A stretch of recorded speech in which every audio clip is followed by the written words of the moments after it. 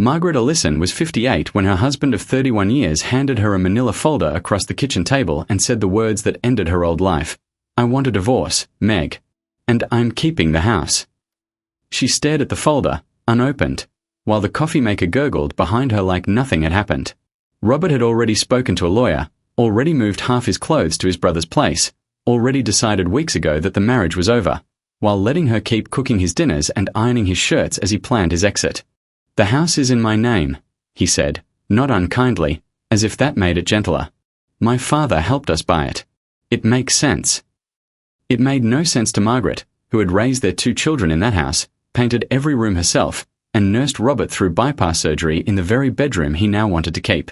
But she was tired and proud, and she signed the papers rather than fight a battle she didn't think she could win.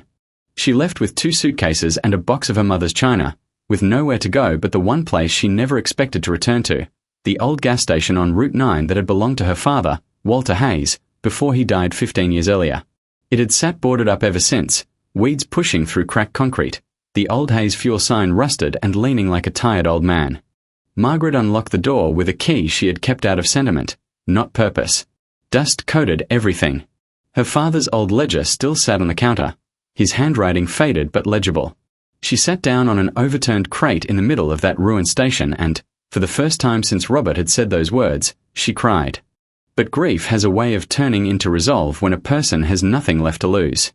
The next morning, Margaret bought a broom, gloves, and a gallon of white paint, and began cleaning. Her hands blistered, her back ached in ways it hadn't in years, but something in her chest, quiet for 3 decades, began to wake up. "I already lost that fight," Margaret said. "I'm not losing this one too." Word spread through the small town of Millbrook quickly, the way it always did. People remembered Walter Hayes, a fair man who'd given credit to families during hard winters, who'd fixed a farmer's truck for free rather than let a family lose their harvest. His daughter reopening the station stirred something in the town's collective memory.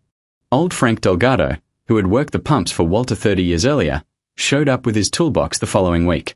"Heard you needed a mechanic," he said, though nobody had told him. He simply understood loyalty. Margaret used the small settlement from the divorce, barely enough for new pumps and paint, to bring the station back to life. She kept her father's name on the sign, freshly repainted, Hayes Fuel and Service, and added a small diner counter inside, 3 stools and a griddle, because her father always said a gas station should feed people, not just their cars. The first customer was a trucker who hadn't stopped there in a decade because the station was closed. Stunned to see the lights on, he watched Margaret hand him a coffee and refuse payment. "Grand opening," she said, though there had been no announcement, no ribbon, nothing but a woman and an old building refusing to stay dead. Meanwhile, Robert's life did not unfold as imagined. He had pictured freedom, a simpler existence, fewer obligations, maybe a girlfriend eventually. Instead he got silence. Their children, Claire and her younger brother Daniel, called less. His girlfriends, most of whom Margaret had befriended over the years, quietly distanced themselves. He had the house, yes, 4 bedrooms he no longer needed, echoing with a hollowness he hadn't expected. He heard about the station from a coworker who'd driven past. "Your ex is running some diner/gas station thing on Route 9. Looks like it's doing well." Robert brushed it off, telling himself a woman with no business experience couldn't manage it alone. He was wrong. Margaret worked harder than she ever had in her life, but for the first time in years, the work was hers. She learned to read the fuel delivery schedules, negotiated with distributors, and built a small but devoted customer base of truckers, farmers, and locals who preferred her homemade pie to the chain diners 20 miles away. Frank taught her the basics of the pumps and equipment, and within 6 months, she had hired 2 part-time employees, a teenage boy named Tyler who wanted to save for college, and a widow named Rosa who needed the work as badly as Margaret once had. The station became a gathering place. Farmers stopped by for coffee and conversation, not just gas. Truckers began detouring off the highway on word of the lady who makes real pie and doesn't overcharge for oil changes. Local kids rode their bikes there after school for milkshakes from her mother's old recipe. 1 year after the divorce, Hayes Fuel and Service was profitable, not wealthy, but steady and growing. Margaret used the profit to fix the roof, buy a second freezer, repave the small lot. Every improvement felt like a brick laid in the foundation of a life built entirely on her own terms. Robert, on the other hand, struggled. The cost of running a house alone, the loneliness of silent dinners, the way friendships built around a marriage dissolve when it ends. He tried dating but found women his age unimpressed by a man who traded his wife of 3 decades for very little. His job grew unstable after company downsizing, and by the 18-month mark, whispers reached Margaret that he was considering selling the house. She felt no satisfaction in his struggles. 31 years of shared history didn't vanish over one betrayal, but no urge to save him from the consequences of his choice either.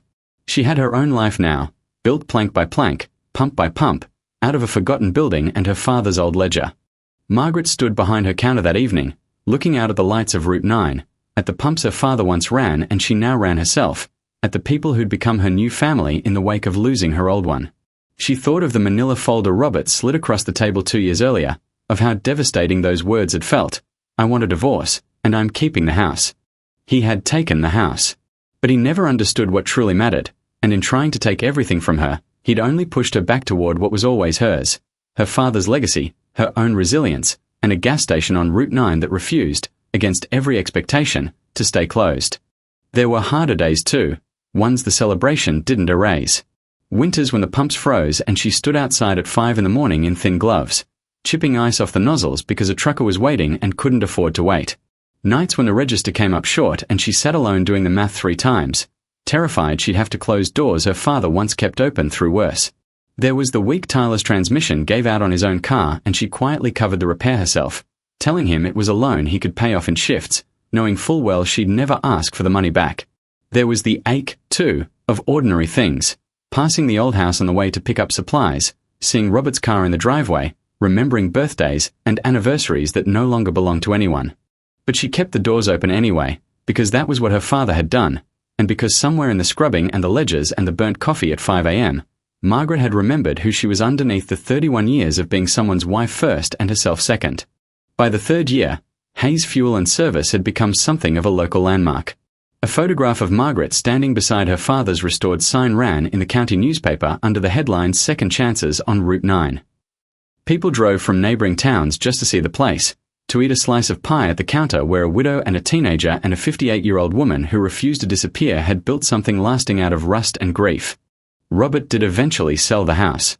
Margaret heard about it from Daniel, who mentioned it carefully, watching his mother's face for a reaction that never came.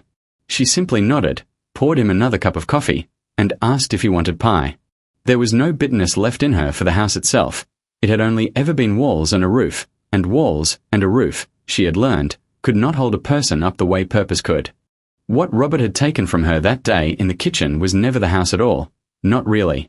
It was the 20 years he assumed she had left in her to simply endure, to fade quietly into being someone's ex-wife with nothing of her own. He had been wrong about that, more wrong than he would ever fully understand, and the proof of it stood on Route 9 every single day. Lights on, pumps running, and a woman behind the counter who had turned an ending into the truest beginning of her life. Margaret Ellison did not need the house. She had built something better, a life reopened, restored, and entirely her own.